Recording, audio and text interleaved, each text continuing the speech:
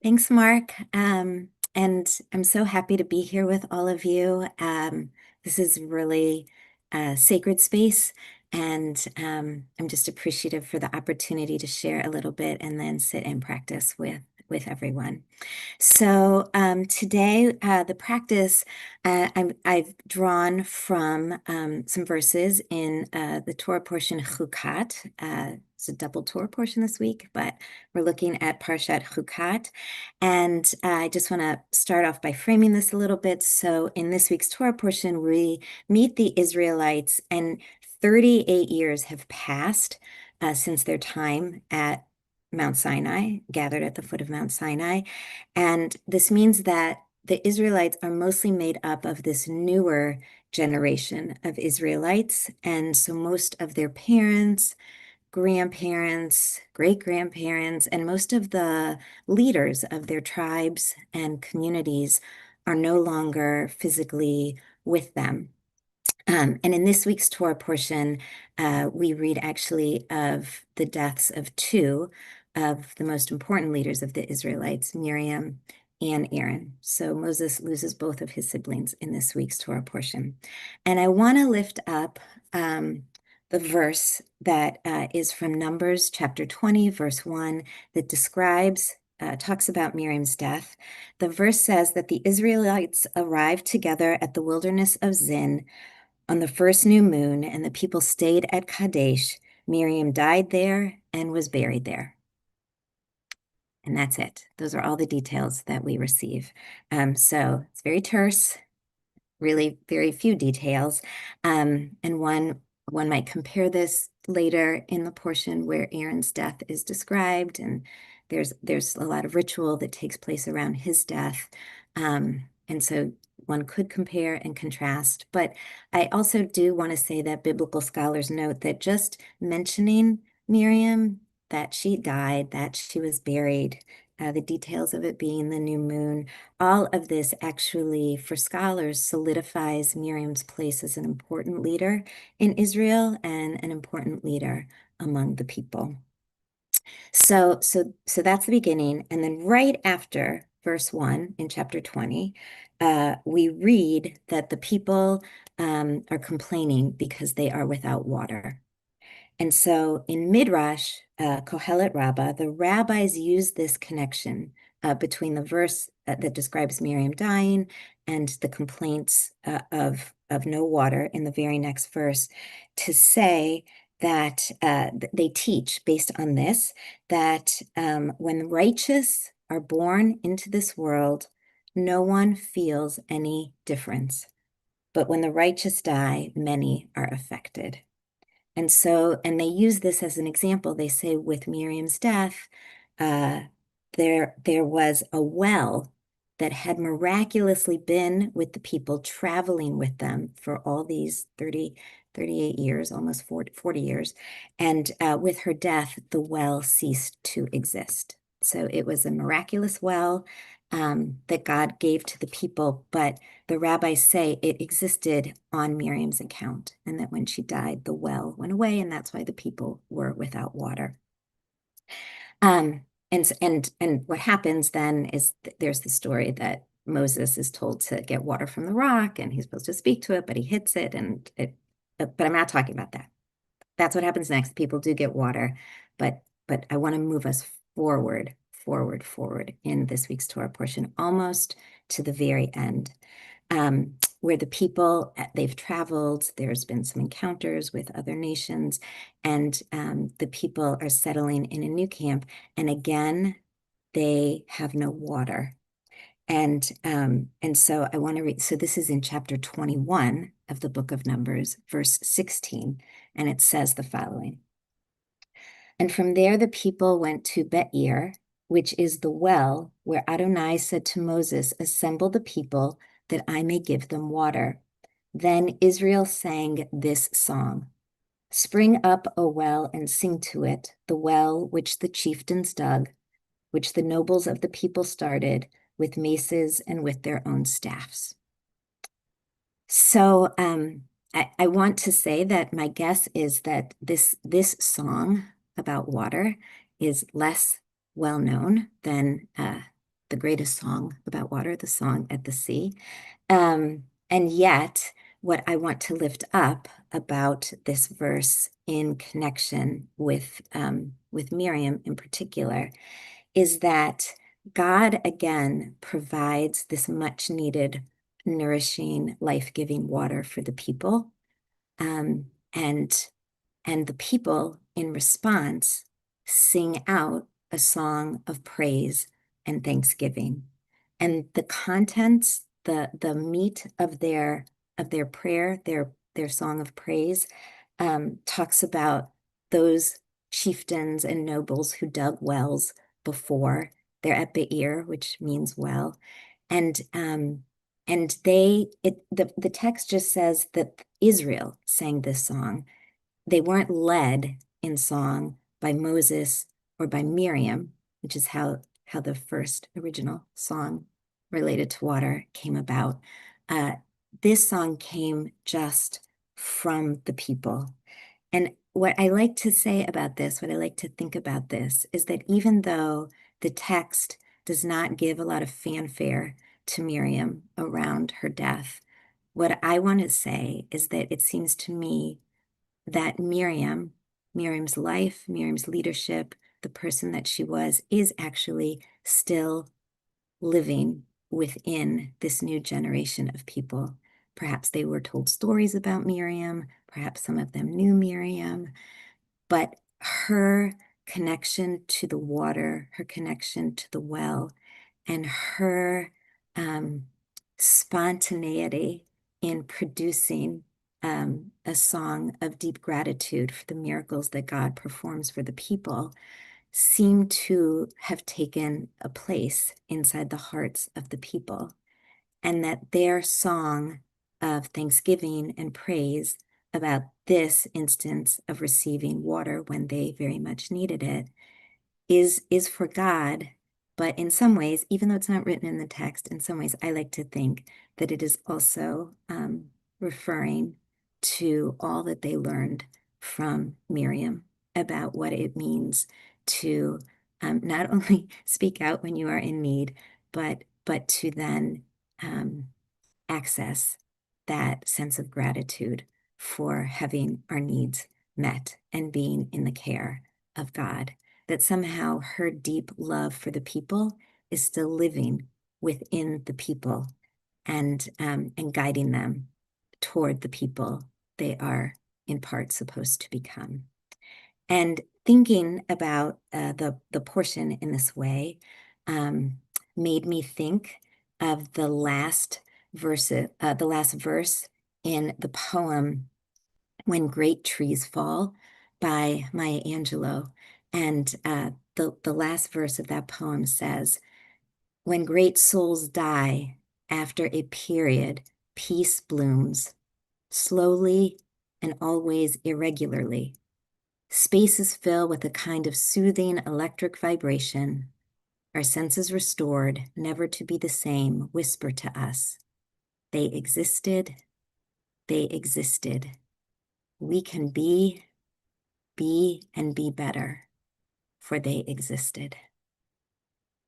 And so, with all of that in mind, I wanted to offer us a practice this morning that is loosely based on a practice that I learned from my teacher, Rabbi Sheila Peltz-Weinberg, who learned the practice from a teacher, John McCransky, that asks us to think for a moment of someone dear to us in our lives, an ancestor perhaps, perhaps a grandparent or a teacher or a parent, just someone in our lives who showed us, demonstrated for us a kind of loving attention, who, when they spoke to us or looked at us or when we learned from them, we felt within ourselves a sense of warmth and caring, being seen, being nurtured, being nourished, being loved, and using that person, that ancestor, that teacher, that benefactor, we're going to uh, take them into the practice, the meditation with us. Okay. So I'm going to invite everyone to just, if you're not already, allow yourself to be in a posture that is comfortable for you. So if you're sitting, making sure your feet are touching the earth, you might feel the backs of your legs on the cushion or the chair, and the lower part of your body is feeling that sense of being grounded, connected with the earth, being held. And then the upper part of the body from the belly upward can maybe find a little bit of spaciousness for this practice in this sit. So perhaps taking a couple of longer, deeper breaths, perhaps rolling the shoulders back, lifting the head. If you wish, your eyes can close, and that's a lovely way to be in this practice. But if that's not your practice, it's fine. Your eyes will just rest gently in the space in front of you. And then allow the breath just to be natural and easy as it can be for a moment.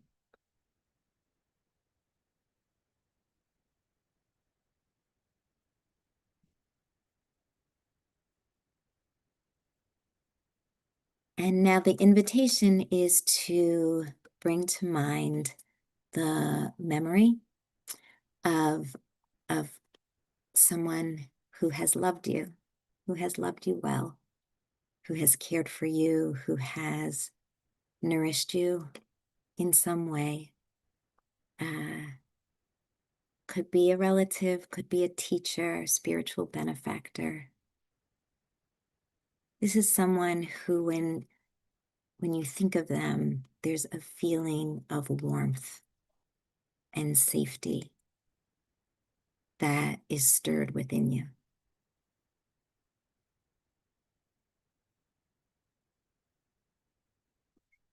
And then if you can, you might recall a specific moment where you felt deeply cared for by this person. They shared some kindness with you. They offered you words that were sweet, or an embrace, or just a presence that made you feel that you were being seen, that you were being known, just as you are, just as you were.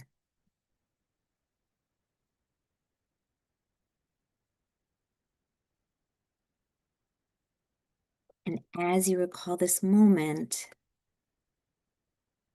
if it's possible, try not to be thinking about the moment, remembering the moment, but allowing the feeling of the moment to be with you. How it felt in the body to be cared for in this way.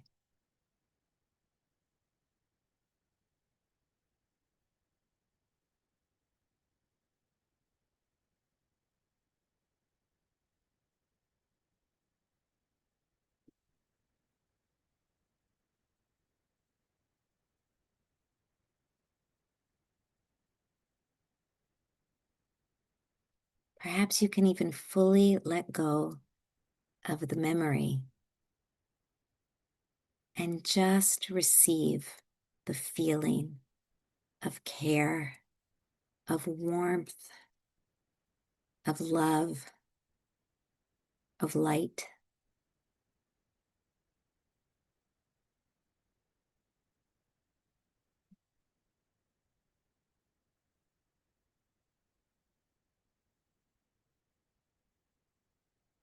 Perhaps you can feel it right around the heart space.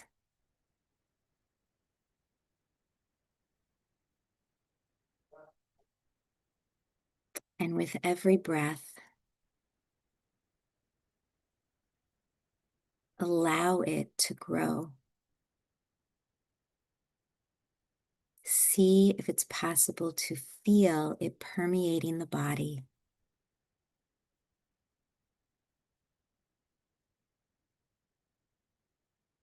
That love, that light, that warmth,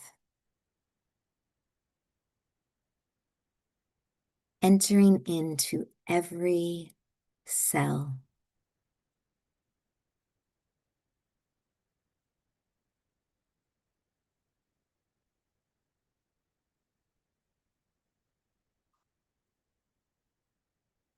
Perhaps it brightens you, perhaps it warms you, perhaps it softens you.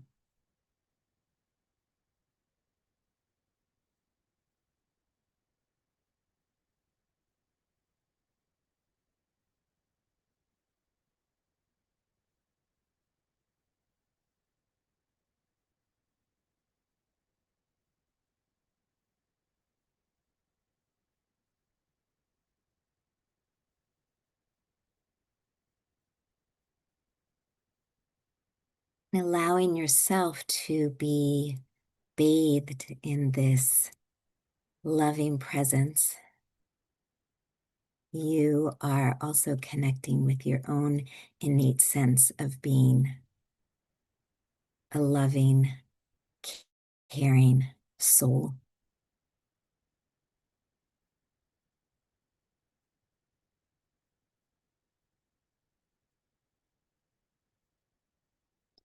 So we'll rest now quietly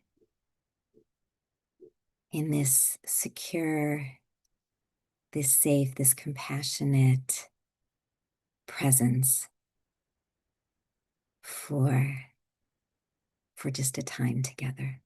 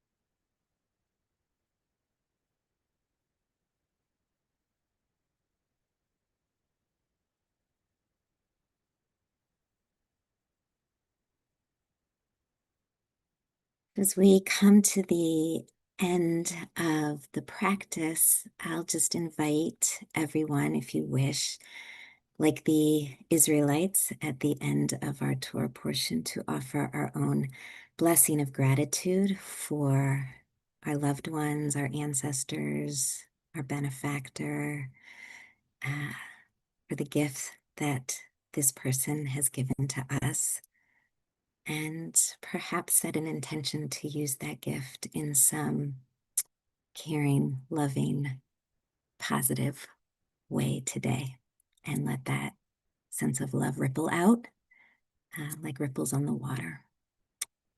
May those be our blessings today and this week. Amen. Amen. Thank you so much. Thank you so much, Andrea. Beautiful, beautiful practice today. And let's seal as we do each day, friends. For those of you who are in mourning or observing a yard site, or if you're accustomed to joining the mourner's Kaddish, you're invited to do so. If you're not reciting Kaddish, please stay present, support those who are. You can put the name or names of those you're putting in the chat, those you're honoring today. You can put that in the chat. And if you're joining me, please rise in body or in spirit. And those who are reciting Kaddish can unmute at this time. Yit Gadal, Yit Hadash Shemei Rabba, Yama, Dibra, Dirite, Yamlich, Malchute, Yayekon, Yayekon, Yaye, Before Beit Yisrael, Ba'agala, Bisman, Haris, Zimru, Amen. Yehei Shmei Rabba Olam Olamei Amaya Yitbarach V'Yishtabach V'Yitpa'ar V'Yitramam V'Yitnaseh Yithadar V'Yitaleh V'Yitalal Shmei Shabarichu Elam Kol Birchata V'Shirata Tushbechata V'Nechamata Amiram Ba'alma V'Yimru Amen. Yehi Shlama Rabba Shemaya Aim Aleinu V'Yalkol Yisrael Amen. Shalom Rabbi Huya Shalom Aleinu V'Yalkol Yisrael V'Yalkol Yosef V'Yimru Amen. Amen. Friends, thank you so much for joining us today. If you're leaving us now, hope you'll join us tomorrow. We'll be led tomorrow by Rabbi Mira Neshama Niculescu, joining us from Israel. And on Friday, Rebecca Schisler, my colleague at IJS, will help us sit together into Shabbat. So please join us for either or both of those. A reminder that all our sessions are live streamed on our YouTube channel, and the recordings are posted there. So if you want to revisit today's beautiful practice or any others, they're all there, as well as our yoga studio sessions with Ken or Lizzie Shamash, which meet live on Mondays at 11 a.m. Eastern. Thanks to Rachel Huget, holding our tech space faithfully as ever, and our teacher today, Rabbi Andrea Goldstein of Sheramet, Congregation Sheramet in St. Louis, and the Jewish Mindfulness Center of St. Louis. Wow, Andrea, that was really special. Thank you so much. Seriously, that was beautiful. And I can obviously only speak from my own experience with that, but I'll share personally that before we opened the doors and we all got on together, I shared that my daughter is graduating from high school, and yesterday was her senior art show, and I did not know she had done this, but she had done a work basically inspired by my mother, who was an artist and who died in 2013, who she only knew till she was 5 years old, and she did a work basically as an kind of homage to her, but her own thing, and she wrote a beautiful piece about it, and it was so on point with what you were teaching today about the ways in which the gifts that people have offered in their lifetime kind of keep flowing through life and show up in unexpected ways. Like I could think, oh, I could mostly bemoan that my daughter didn't really know that, that grandmother very well, right? But wow, she's so present. And actually, it turned out that my mother was the person that I chose. And of course, not true for everybody that they would choose their particular, a parent Yeah. or whatever, but maybe because that was so alive for me. So it was just a powerful reminder also of how gifts and love kind of flow through generations in ways that we only notice at certain times. And the mindfulness practice can help us do that. So all of this is just by way of appreciation, personal appreciation. It was a real gift for me today to continue to feel that. And there were tears and I'm still feeling like I really feel it. It's really, um, and I'm not going to share with my living room with everybody right now, but those of you who are here regularly don't know this, but I'm looking at my mother's artwork on the walls pretty much all day, pretty much all day long, every day for the last six and a half Oh, years. And so she's very, very present. So, anyways, thank you for yeah. that.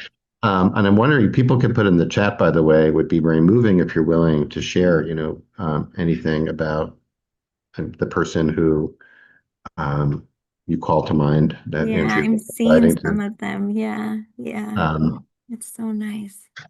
It's um, it's interesting. I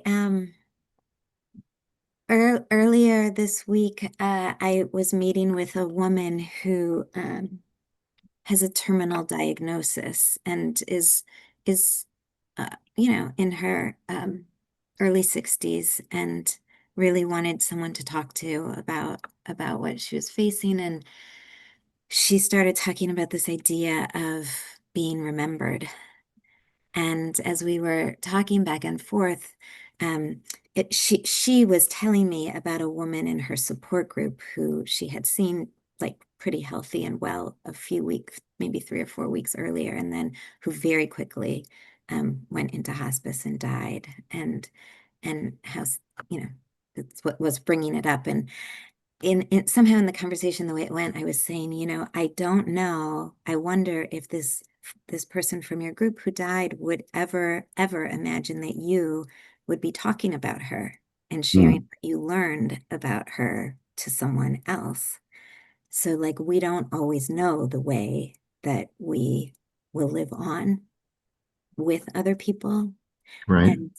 And so when I was looking at the Torah portion preparing for today, I do feel that in this portion, one of the go-to laments for us as readers is, oh, Miriam is overlooked, and like she gets nothing in this portion, and Aaron gets so much. But when I remembered at the end this second well that appears, I was thinking, it doesn't say it directly, but like Right. she's Right. there. She is so there. There's to me, it's so obvious that it's her guidance that is running So through. can you say that there's something came up in the chat I want to come back Yeah, to, but yeah, yeah. just say no, but before we do that, what you just said, it kind of midrash basically, did you say there was a midrash that connected that to Miriam No, or like just in you're my anti? mind, Yes, okay. I, Great. Even better. It's I, like I love that. So we have this association of Miriam with this well that disappears, and then it leads to all this stuff with Moses. And everyone says, I'm sure everyone at that moment said that. Oh, that story. That's such a people get very worked up about the story about Moses hitting the rock, and right, that's right, right, right. I Yes. think what a distraction that would be. But actually, says no, no. Let's fast forward through that, and get to a part that seems unrelated, right? It seems unrelated. And Right. but then actually you're saying, oh no, it's not unrelated. This is not unrelated. This is directly related, you Yeah, know. because it's the rabbis do make a point of saying like Moses didn't lead the people in this. Moses isn't even mentioned in this. Mm, God isn't actually even mentioned in this song that right. they sing of gratitude. And I Hmm. thought, oh, that's because it was Miriam, moving them like, Yeah. or whatever she implanted within them somehow Beautiful. moved That's them. that's Yeah. beautiful.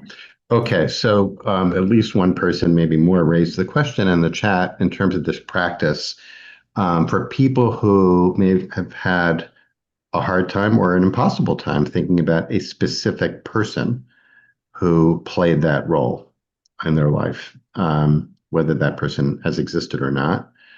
What do you suggest, for a practice like this, which, for a lot of people, including me, was very powerful, but for others who they're like, I don't know that I've ever had that experience of feeling unconditionally loved, supported, whatever, in that way. What would you say? What would you suggest? Yeah, I mean, I think that is a very fair question. And for everybody who's on today, like you had no prep that this was going to be the ask of you, but if it's something that you'd like to play with, I I like to be very, very, very broad in my definition of feeling loved and seen. And I'll give an example of someone that I've used in this practice that actually I don't even know the name of this person, but th this I had something happen to me. This is such a small incident, but this was in 2002, so quite a while ago. And I was traveling by air from St. Louis to Boston to visit my family with my 2-year-old son and my 3-month-old son. And it was 2002, so it had just not been very long since all of the restrictions were in place about traveling at like when I had traveled when it was just my first son in 2000, my husband walked me onto the plane and got me settled with him. He wasn't flying with us and walked off, but in 2002 it was just me and the kids, and I was a mess. And women kept coming up to me and Mhm. saying, "I'll hold the baby." And I did not want them to hold the baby. I wanted them to like take my stuff or like I wanted to hold my baby. And when I got to my seat, a gentleman, a large gentleman, stood up from his seat and said, "Let me help you." And I was so exhausted and tired, I didn't know. I like sort of handed him my baby, and he said, "No, no, you hold your baby. I'm gonna take care of everything else." And I don't know what I mean. I was just very my emotions were very thin. Everything was very close to Right. the surface, but I did. I started, there were tears in my eyes. I felt so Mm, seen in that mm, moment by a total stranger. And so I've used that mm, person, I don't even know his name. mm, But I've used that memory as a way because he saw me. Many mm. people had offered to help, but I feel like they didn't see me. I didn't say, he just saw me. So I want it to be very, very broad. Families are complicated for sure, and this does not have to be a familial Yeah, ancestor. It can right. be a teacher who saw something in you, can be, Yeah, a doctor who listened to you. I mean, really, because it's really about the moment. It's not about the relationship.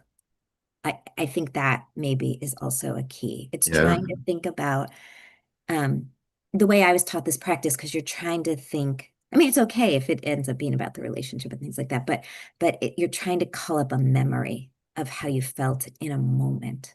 yeah, Um, so I don't know if yeah. that's helpful at all, but I think that's very helpful. I guess I'm going to ask you a question about like whether if people, first of all, that's such a fantastic story. Thank you for that.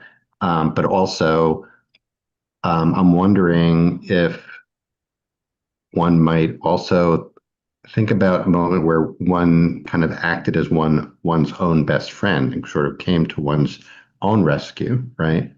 Um, if all else fails, if you can't come up with like the I stranger I on the think that's plane or beautiful. whatever. I think that's beautiful. I think it's beautiful in general, but I think it's extra beautiful because my understanding of how the practice came to be is that um its formulator, John McCransky, was saying that sometimes it's hard for us to just access our own feelings of loving kindness out of thin air. Like sometimes we Hmm. need like a trigger almost to remind ourselves that we are worthy of being loved, that we are. Right. And the other thing I would say is that, depending on when you're doing this and what's happening in your life, moment to moment, this moment, it might be hard. right? And just to try to muster some compassion for yourself in that, and that this might not be like, we'll just go back to focusing on our breath, and it's okay in this moment because you might try the meditation at a future date and something will come, Yes, and right. arise because we're not the same, obviously, moment to moment. And so, yeah, That's yeah, also really good advice. And here's one more. Like you can think about maybe maybe the ancestors or family or friends or whoever, that we can easily call to mind may not be accessible. But sometimes I wonder about like, ancestors we didn't know who, if they could see it, if they could see us now, right? right, Um, how they would feel about it, like, or play it forward. Like if you imagine meeting a descendant, right? Whether you have, yes, whether you actually right, have right, children or not, but just like right. imagining, the student of your students or somebody down there makes me think about that. There's that famous midrash, which of course, probably many do as well, of Rabbi Akiba and in Moses's Beit Midrash. There's a midrash, just very quickly, like when the midrash says when Moses went up to Mount Sinai to get the Torah, and so God basically decorating the letters in the Torah and said, "Who's basically the punchline is Moses says, why are you doing this?" And God says, "Well, one day somebody's going to elaborate many Jewish legal principles based on these decorations." And Moses says, "Let me see him." And he time travels generations and sits in the back of Rabbi Akiva's Beit Midrash, and basically kvells, about Rabbi Akiva. And so I can think about it that way. About this is another option, I think. Um, and if all else fails, like you said, maybe another time, maybe not Yeah, right. yeah, yeah, Right? for sure, for sure. Or That's yeah, or it can be someone that like something about them you aspire to too, right? Mhm. Like based on sort of the Torah text that I sort of like wove together, right? Part of it is, we want those who have loved us well, or those who have qualities that we aspire to. We want that to impact how we walk in the world today too. So that could be something. Did we get? I haven't been following the chat for the last few minutes, but if anybody put the Maya Angelou poem is when great. What is it? When great trees When great fall. trees fall. Do you want me to Yeah. copy a link to it? I If you can have put it it in the handy, that'd chat. be. Hold on. Uh, Let me see if I can. um, Yeah, I can do and that. thank Cheryl Shapiro, who is like our personal Safaria here, added Shepa Gold's chant for that verse. Um, so that take that into the day, and Oh, nice. Yeah, yeah, that's yeah. beautiful. Um, okay, 1 minute, Andrea. Do you want to tell us? Can you tell us a little bit about? In 1 minute, can you tell us a little bit about the Jewish Mindfulness Center, and what you've done? Sure, sure. It opened in 2018, and the idea is that it is housed within a bricks and mortar congregation, but it's open to the whole of the community. And it was, 2 years in, and then COVID happened, and I was very skeptical of being able to form actual community virtually, but I was proven wrong. And so we have combinations of offerings that are only in person, only virtual, and then we try to have a combination where people can sit in on study sessions, either come there or not. Almost everything is free, and we're sustained by the generosity, sort of like this, by generosity of donations of people who find the support, the practices to be meaningful. And yeah, it's been a great joy of my rabbinate to Yeah, be able to practice in this way. Yeah. yeah. Well, you're a poster child of the IJS clergy leadership program, because this is really exactly what the original. For those that don't know, that really part of the original vision for IJS was to help clergy, Jewish clergy, find their spiritual spark through Jewish mindfulness and have that ripple out into the communities they serve. And you're great. This is a fantastic model of that, Andrea. So kol hakavod to you for that, and much success going forward. And today, thank you so much for this practice today. It was very, very special. Thank you so much. Thank you. Thank you for the invitation. Thanks to everybody who's here together. I appreciate the community a lot. Thank you. Thank you, Andrea. Thanks, Rachel. We hope to see you tomorrow. Practice with Rabbi Mira, and be safe and well. Until then, everyone.